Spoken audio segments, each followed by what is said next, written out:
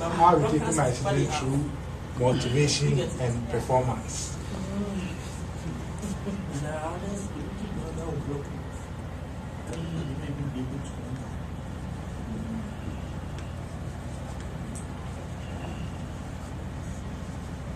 So I'll first introduce this topic to my students, and I'll tell them we first concentrate on the motivation. So with the motivation, I'm going to tell them that you have many forms of motivation. What may motivate Mr. A will be different from what will motivate Mr. B. So they are different things. And through even what motivates a particular employee is a problem, unless you assess his or her need before you can know that this is what will motivate this person, this will motivate that person.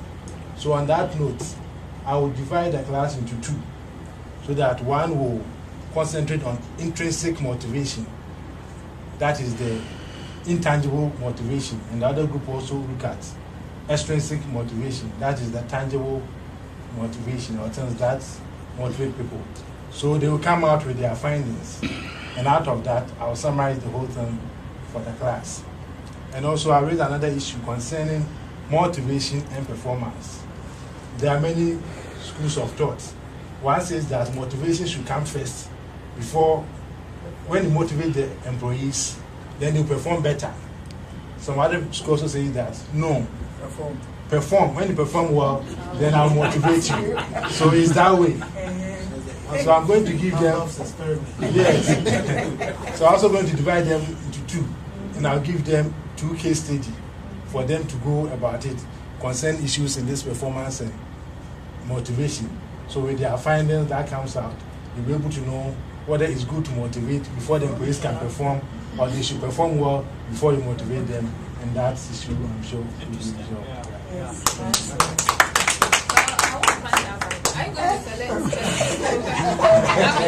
Are you going to select specific, professional groups like maybe the police, those things, or just the police? My students will be administrators. They will be administrators. My students will be administrators. The police will destroy your theory. Seriously? Thank you. Well, it's interesting because now, again, we get a kind of controversy, a set of conflicting theories. Yeah. And the problem then is for the students to try to resolve those. And then multiple resolutions would be available, possibly, but nevertheless, it's those points of ambiguity and difficulty that really are attractive. And they give us a point in which we can begin building really interesting and active kinds of work for the students, so that it's no longer setting out little problems that are already fixed.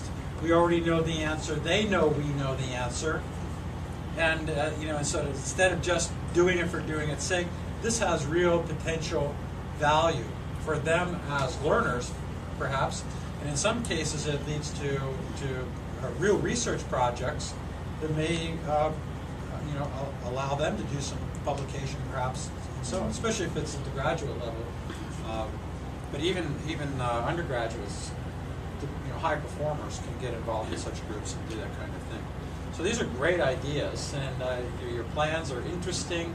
They're dynamic, and I think if you can start working on implementation, they will in fact transform the student learning. And I think wow, that was very, very interesting. Well done. Okay, so I'm going to do 2 things now before we get to lunch. One is